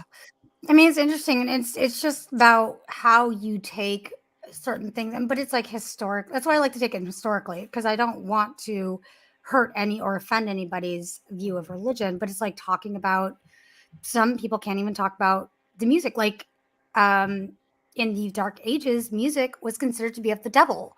And so you could not sing outside of church, and you could not play instruments outside of church. You literally, they would kill you for it, because you were consorting with the devil. And this is actually written, it's proven. Same with writing, same with any kind of art that wasn't of the church. That was considered that you were consorting with the devil. So it's it's Yeah. hard. It's Yeah. hard to historically reconcile that, but it's not to demean anybody's belief. If that's what you believe, obviously, of course, I would never denigrate that. Yeah. You know. So Well, we were just can't hear you, Van, we can't hear you, hon. we were just talking to you about the Mormon Church and the similarities and differences between the Mormon Church and the Yes. Catholic Church, which is really also really not interesting that to get into it. Yeah, not Yeah, not they're that, not that yeah, different. not that different. But I was also No. talking to my friend who is Mormon, and I was like, I think the fact that so many people are freaked out by the Mormon Church is because it's so secretive, and the fact that there's so many secrets, it almost feels like a secret society at times. Oh, like Scientology. Mhm. Yeah. I find it less secretive than Scientology. Scientology is just, Oh, but again, it I is. was raised in It it, is. and it's trying to help people understand the misconceptions, because there is a lot of misconceptions up there. But But I mean, what's I the get weird defensive. thing? It's I know. my brainwashing. I can't help it. All I can say is, like, if I asked you, like, what's the one thing that most Mormons will tell you when I say, "Oh, what's your mass like?" It's, I can't tell you. I can't talk about it. Really? And No, they want yeah, you to come and sit down and join them. That's what they want you to do. It's like Fight I have Club. never. That is so Yes. interesting, because that's never been my experience ever. But Mhm. maybe that's because I was raised in it. Oh, I've had that experience at least 3 or 4 times with the friends that Wow. I've grown up with. Mhm. I'll tell Where you it's what like, it's oh, like. Basically, come with us to the church. Come sing Well, there's along, and that, it's yes. like, I don't know this song. Oh, just try anyway. Like, okay, that's fine. we have Let me an go. hour. We have an hour of sacrament. We have an hour of classes, and then it's 2 hours of sacrament, hour of classes, and it's hour of getting together and either going off and having the different lessons, or it's you have Relief Society, or you go to what the men do, and which is basically the man's version of Relief Society. So there you go, priesthood ceremonies. I think a lot of- That's it in a nutshell. That is the secrecy of the church. There you go. Hey, I That's was so gonna true. say until you had told me my mic was muted. One of the things I was trying to say is you were talking about how that there was laws against singing outside of the church and art, and I had actually was thinking about that earlier today. Was how many hundreds of years of art was just kind of thrown away because they simply couldn't do it. I mean, we see all these beautiful cathedrals and Michelangelo had beautiful paintings and beautiful sculptures, but they're all of a religious nature. What kind of art would have been produced, and where would we be now as a society if people were willingly able to do whatever kind of art they wanted to Oh produce yeah. at that time? I mean, they killed doctors, they killed medicine women, they killed people that, were anything, because they consider that to be of the devil. They also killed a lot of inventors during the Dark Ages. There was a lot of things that they did that was really detrimental to our progression. And you see that it's historically written. You can tell that that's, because they have those that are out there to show that, like the evolution of music, how that would happen if you had, because you would have composers that would have to basically like try to skirt as much as they could within the law of the religion to get what they wanted to write, but yet not anger the church and be put to death. Wow. It's really interesting. That would be, I think about that like, okay, well, let's talk about you, Aubrey, right? You are a vocalist, you are a music singer, you are someone who takes music and feels it deep down inside, right? Well, what if you had not been born in America and instead you were born in North Korea, current day, where the only music that is produced is of, they're singing about the country or their great, leader. They don't get to write the music that they want to write. Or if they're a great vocalist or singer, they can't sing the songs that they want to sing. They can't even listen to. You could be killed for listening to a song from the Western countries. You know what I mean? Well, how would I'd you probably, feel? Would you be able to perform under those conditions?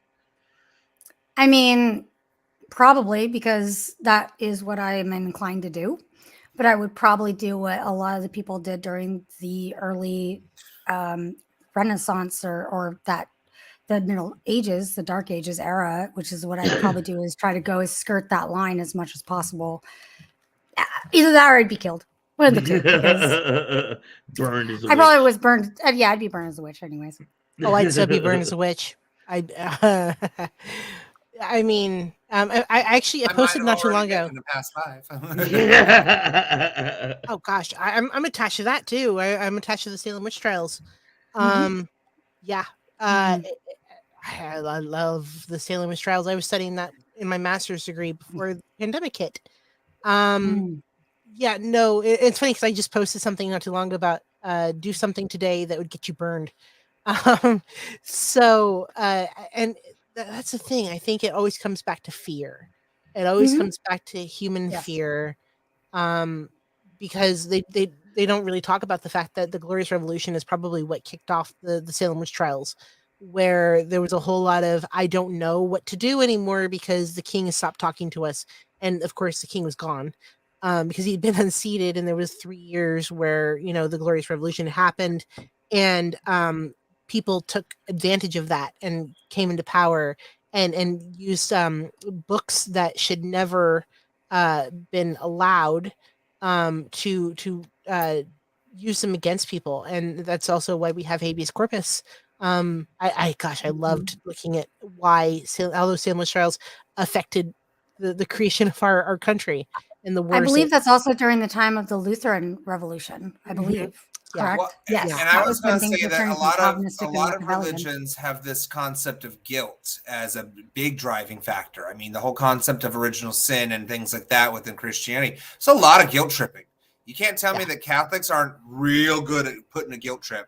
Same thing with the Oh, Jewish Mormons mom too. or an Islamic person or even like Asians. Like we see a lot of that with the generational trauma. Like guilt trips are fucking hardcore, and that's Mhm. across the board. That's totally a driving factor within the faith thing. Like you have to do this because otherwise you're going to feel bad about yourself if you don't. Oh, I'm no longer Catholic, and probably my Catholic upbringing informs a lot of my grown up decisions that I even do today. I'll admit it.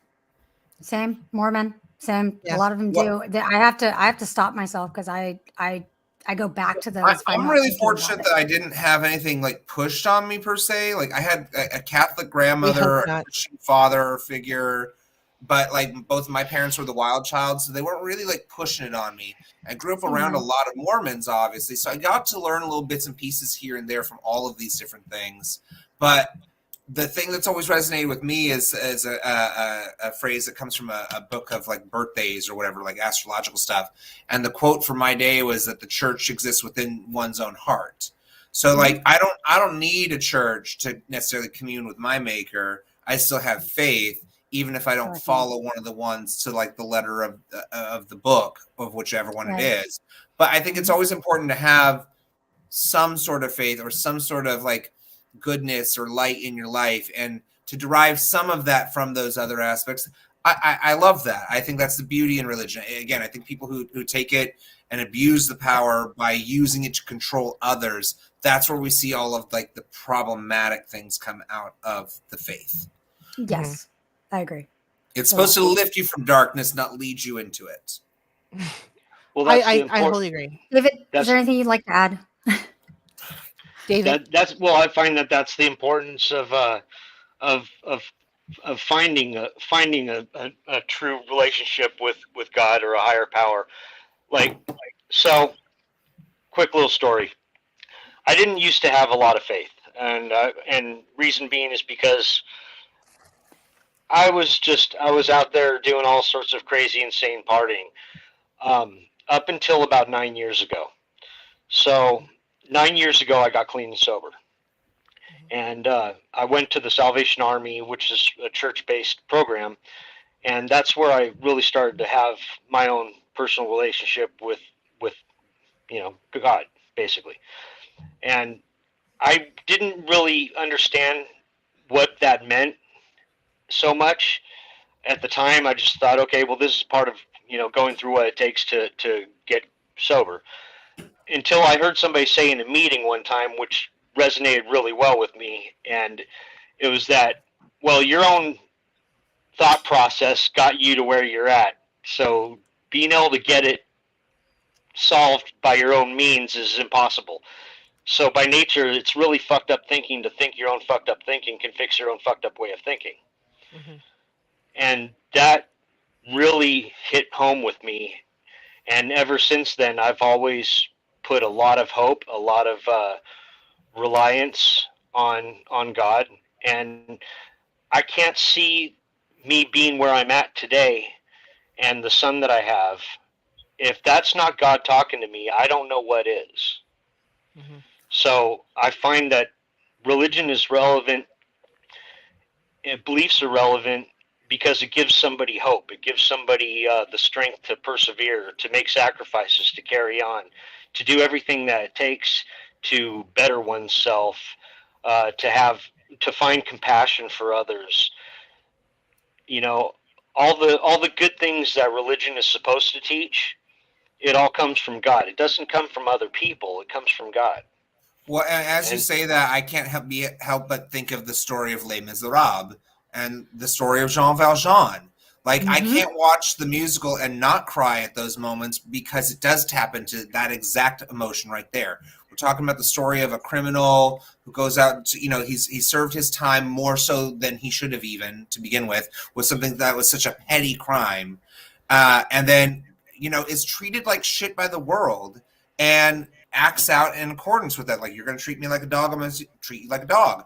And then he has that one moment of saving grace from the bishop who lies in his behalf, gives him this thing and basically says, I'm giving you a second chance. I'm buying your soul for the sake of God. And that turning point is something that now drives that character. He knows that in the light of the eyes of the creator, like, he's gotten the second chance. He can't fuck it up.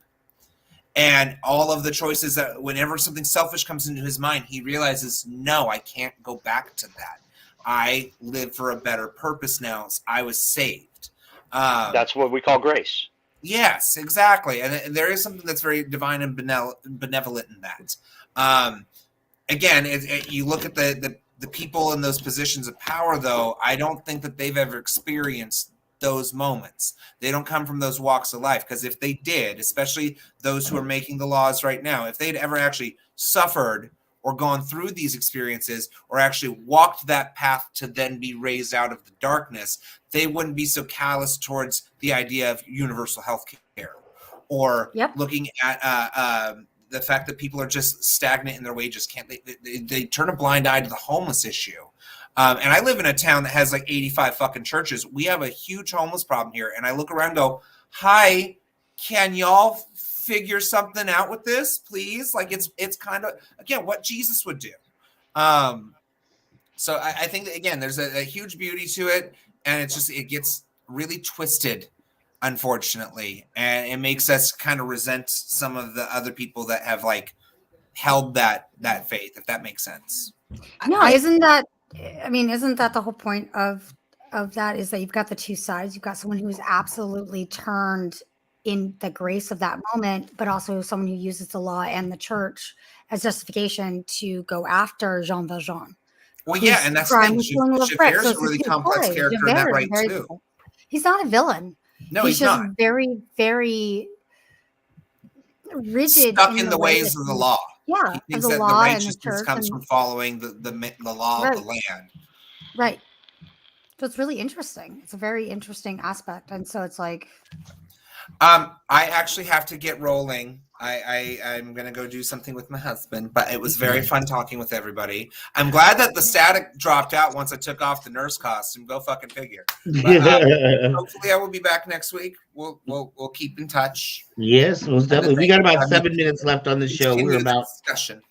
Yeah. And to kind of to cap that off with what you're saying, I think, and I often sigh when people say, "Oh, this religion's right" or "that religion's right," and I think it's more like, why can't they all be right? Why can't God be translated for different ways? Like, there's a church on the East Coast that's like that has like Judaism, Muslim, and Catholicism like all kind of in the same building, and they all copacetically get along, and I think that's just awesome. That's beautiful. We all just need to love each other. Everybody say love. Love. Hey, everybody say bye, Rubik's. Tell your husband. Tell your husband he needs to pick up his lightsaber, or I got myself a new lightsaber. Oh, okay. Well I'll take it. I'll take it. She won that fair and square. Bye. Nice. Bye, Rubik's. I still need to get a lightsaber, Van. Yeah, see, I know. If only you knew someone who sells one. Oh, I do. I want to get the Sailor Moon lightsaber, actually. Yes, I actually we can get that. We don't sell that one, but one of our, in fact, Jim, who I don't know if he's still on, he sells that one. Oh, really? Jim Moscatello, he sells that one. So we can talk to I don't Jim know and if he's get still you on, hooked up. but because I will come and do the show in Sailor Moon cosplay. Yes, please. That happens. And I will speak Japanese for y'all and do all the things. I don't know if you, Phoenix, I don't remember if you remember Aubrey was out when Dominic Pace was at the shop. Oh. She was the Sailor Moon. I don't know if you remember Sailor Moon. That was Aubrey. That day was so insane for me. I'm sorry. I think I met David there too, actually, because David, you look familiar. Yeah. So I saw you there, but we'd actually, you and I dueled before too. Yes, we have. He hits hard. He hits really hard. Nah. I miss everything in Florida. Yeah, you gotta come out to California where everything costs 4 times as much for no apparent reason. Oh yeah. Oh gosh. All right, guys. Well, we've got about 5 minutes left, man. We have just been all over the place, and I don't even know if we really hit our topics tonight. We did. We did. Without being offensive is basically what we did. Right. I think that's a damn. Holy shit! There's Aaron. Speaking of Fight Club, Aaron came in at the last minute. Aaron, what's up? And right after David just dropped out. I know. Aaron. I'm still here. Oh, okay. There's Aaron. It's time for a fight. What's up, Aaron? Get your knee better so we can fight. Yeah, we need to get Kyber Cave 3. I was there when he injured his knee. I was there, so it's really interesting. I feel bad for you. All the love, Aaron. This is from your white sister. I love you. Well, I'm Irish, but you know what I mean. Yes, we are. As far as KyberCon 3, I'm just waiting for a crucial piece of information from a particular actor. I'm trying to base things around a particular person who's supposed to be here. So as soon as I get that information from them, everything starts going in place. And believe me, Phoenix, I'm going to be calling you because I'm going to need some help with this. I've got some big ideas on some big stuff. If nothing else, I feel like the biggest thing that I learned tonight is we need to start some new shows. Yeah, I feel like I have a couple of new producers that are ready to go, whether it's gaming or even maybe some horror history. Maybe, man, you guys I don't know. I feel like if I can get Mezzo together with you two, I feel like we can come up with at least 1 or 2 dynamic shows. Yeah, I think that'd be awesome. Woohoo! That would be fantastic, Mr. I'll tell you what. Yeah. I'll tell you what. You know, when we were talking about the gaming stuff earlier, what about Kyber Cave plays? So I mean, so it wouldn't just be like 1 or 2 folks hosting a stream with just one game going on. I mean, because we were talking about that on Usual Suspects. We're trying to find one game that everybody on the screen can play. From I mean, because I got people in Canada, I got people in Jersey, I got people here, I got people in Texas, and I was just going to say Phasmophobia. Yeah, we're trying to find or Exorcist Inc. You could do that too. One game that we can all play at the exact same time and stream it, and we're all talking through it. And like the one game we came up with was like the new Ninja Turtles Shredder's Revenge is fixing to come out. Like it's the only thing we could come up with. What is Phasmophobia? It's a ghost hunting game. Yeah, ghost hunting game. Oh, and you can do multiple people on that? Yeah, I think it's like 4 people in one room. Yeah, Exorcist Inc. does 6, which kind of sucks, but we need to find bigger ones. There's 7 Days to Die. There's Left 4 Dead. Yeah. There's a Left 4 Dead that has a Silent Hill map. I've seen the playthrough for it. It's amazing. No, I think and it looks like Mezzo's on the same page, but I think we can figure something out that I think would be really, really fun to watch. I'm really into the interactive shows with audience, so anytime I can kind of get audience feedback or audience participation in any way, those are the most fun shows to me. But I'm open for everything. I would love to have Kyber Cave, this channel, doing different shows every single night of the week, bringing people back every night for a different reason. And I think we've got a whole slew of great breakout hosts here, including the dog. The dog is the real That's- MVP here. Yeah, That's Harper. She's my sweet baby. he's also a producer. All right, we're gonna go. We'll do our little round table. If you guys want to say any last minute thing you want to say, or any last thoughts about either of tonight's topics, and let people know where they can find you. Why don't we start with you? You're right up there, anyways, Mr. Aaron. All right, I am the one and only Fours FX. You can find my sound fonts on FoursFX.com. You can find my stuff on SaberFont.com. You can find my stuff on SaberBay.com. No matter what you do, no matter where you go, support your font artists if you are in the lightsaber community, and be good and treat each other well. Next. All right, Love that. Phoenix. Just follow me. At this point, I'm all over the place. I have Mr. Tremendum, Kyber Cave. Obviously, I'm on a lot lately again. Distance Nerding. Love you guys. Nerd Culture. Big shout out to you guys. I'm just all over the place. Just follow me. I'll post. I'll post where I am. It's too much. Just follow me. I'm on Facebook or Instagram, PhoenixFire06, and just follow me and I'll show you. I do like plays and podcasts. I'm all over the place. So just follow me. All kinds of awesome. artsy shit. Yeah. Mr. David, anything you got there? Just want to say thank you for inviting me on the show, and I enjoyed the discussions, and it was good to see you guys. And that's pretty much it. We need to cross the. We need to get a fight team going again, man. I'm missing the days of beating people up. On the 4th, we Oh, were just man. saying that. Like, we missed just beating each other up. Hey, That was my birthday, y'all. My birthday was Hey, on I'm- the I'm Happy down. birthday. I'm down to pick up a sword anytime. Woohoo! Yep. I'm not fighting you again, David. Hey, I'll double team with you. How about that, Phoenix? Okay, cool. Oh. Let's get him. 2-on-1, that's fine. I'm good. Come to Bring it Florida, out. fight me. I'm lonely. You know I'm not afraid of you. All right, Miss Aubrey McCoy, what do you got for us? You can find my music on Spotify. It's called Unexpected Journey by Aubrey McCoy. I had to put that in there because otherwise you're not going to find it. So all original music. I'm also on Instagram under Luthien the Fair. You can also find me on Facebook under my name. And that's Woohoo. Wonderful, wonderful. And I am Arc Excala with the Kyber Cave. Make sure to check out kybercave.com. Hey, I want to let you know we are 11 people away from giving away a lightsaber this Sunday night. So we are going to be tomorrow morning. We are going to be at Powerhouse Comics in Powerhouse Comic Con in Alameda. And I really think we're going to pick up 11 people that will tune into the show. So I'm pretty sure that Sunday night's a given. It is going to be a Darth Revan inspired hilt, but in all blue.